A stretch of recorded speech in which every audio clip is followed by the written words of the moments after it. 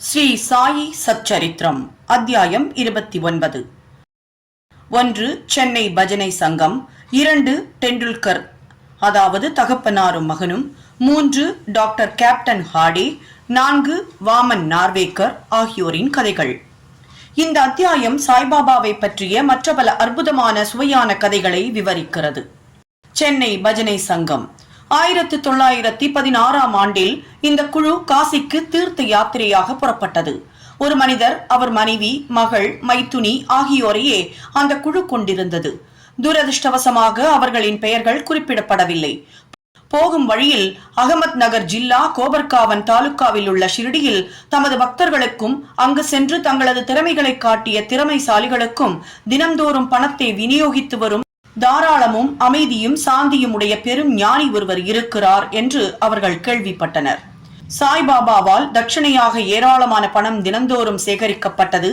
இந்த தொகையிலிருந்து பக்த கொண்டாஜியின் மகளான அமனி என்ற 3 வயது குழந்தைக்கு தினந்தோறும் ரூபாய் 1, வேறு சிலருக்கு தினந்தோறும் ரூபாய் 2 முதல் 5 வரையும், அமனியின் தாயாருக்கு தினந்தோறும் ரூபாய் 6 மற்றும் அவர் விரும்பியவாறு மற்ற பக்தர்களுக்கு தினந்தோறும் ரூபாய் 10 முதல் ரூபாய் 20 வரையிலும், சமயத்தில் ரூபாய் 50 கூட அவர் விநியோகித்தார்.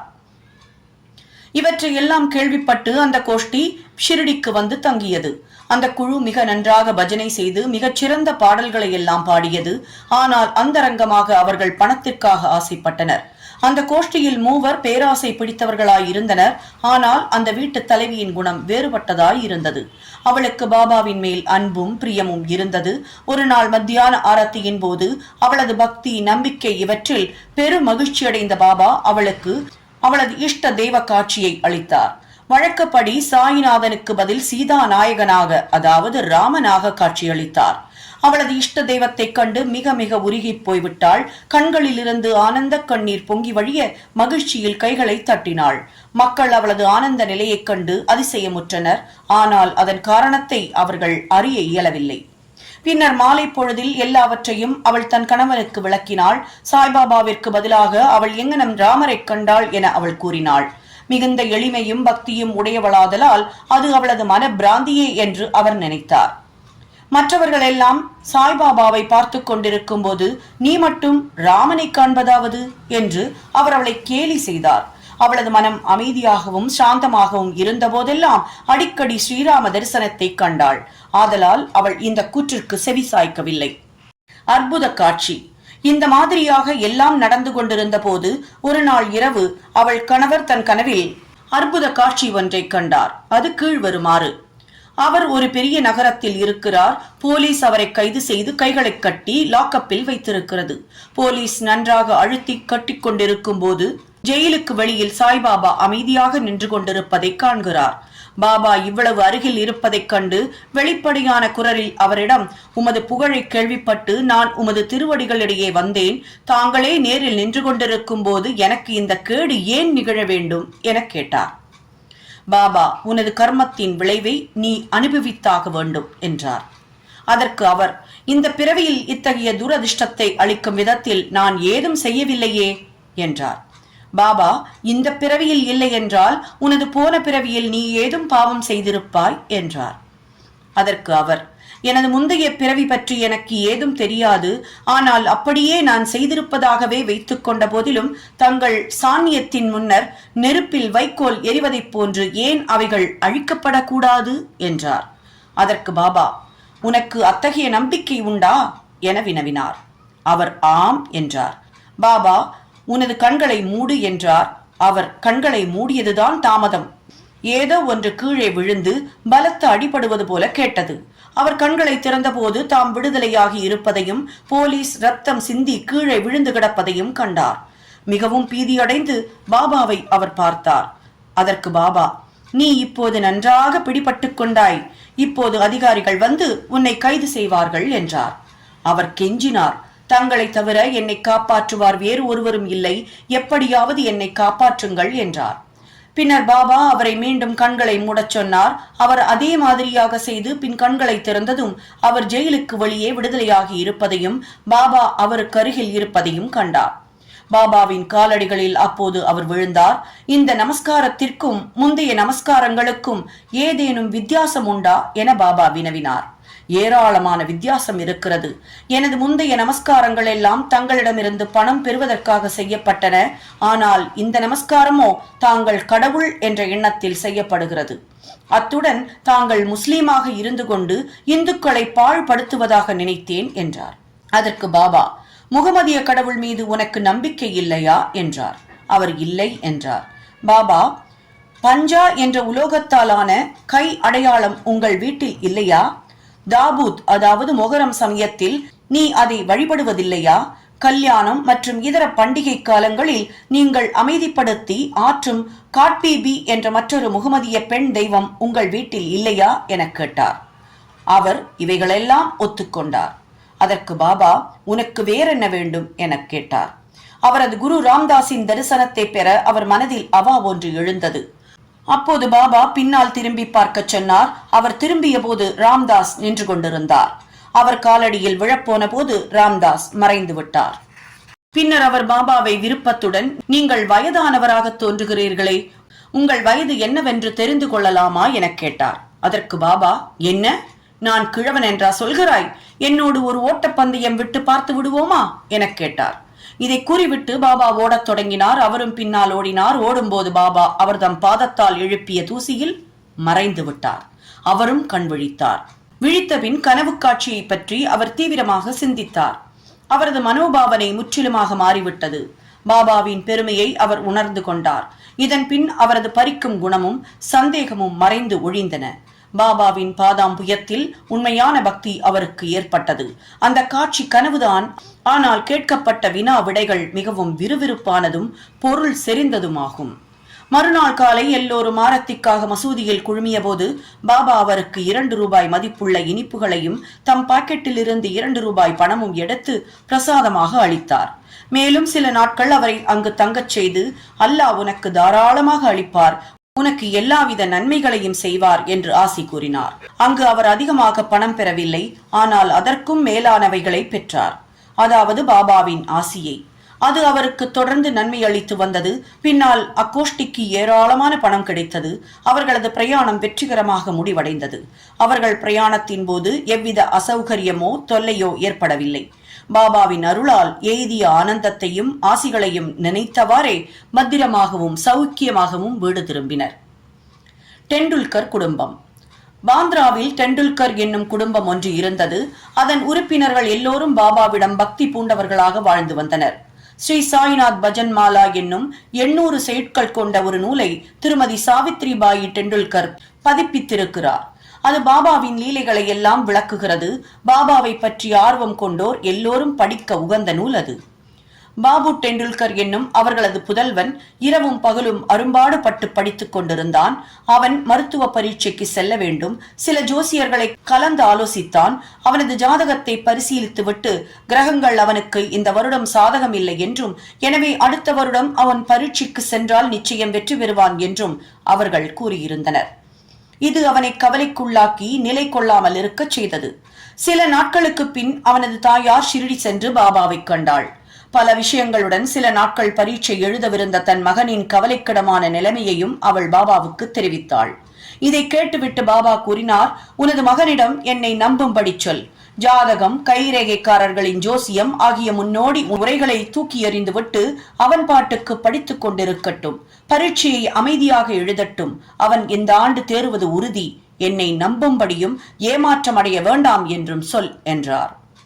தாய் வீட்டிற்கு திரும்பி இந்த செய்தியை மகனுக்கு தெரிவித்தாள். பின்னர் அவன் கஷ்டப்பட்டு படித்து உரிய காலத்தில் பரீட்சையும் எழுதினான்.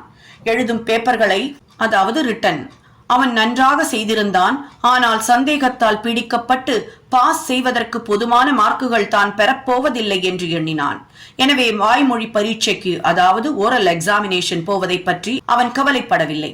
ஆனால் பரீட்சை அதிகாரி அவனை விடுவதாக இல்லை. அவன் எழுதிய பேப்பர்களில் பாஸ் செய்துவிட்டதாகவும் வாய்மொழி பரீட்சைக்கு அவன் வரவேண்டும் என்றும் சக மாணவன் ஒருவன் மூலம் செய்தி அனுப்பினார். இவ்வாறாக அவன் அந்த பரீட்சையில் தேர்வதற்கு ஊக்குவிக்கப்பட்டு 2லுமே வெற்றியடைந்தான். கிரகங்கள் அவனுக்கு எதிராக இருந்த போதிலும் பாபாவின் அருளால் இவ்வாறாக வெற்றி பெற்றான். ஐயங்களும் கஷ்டங்களும் நம்மை சற்றே அசைத்து நம்பிக்கையை உறுதிப்படுத்தவே சூழ்கின்றன என்பதை இங்கே அறிய வேண்டும். நாம் வாழ்க்கையில் சோதனைக்குள்ளாக்கப்படுகிறோம்.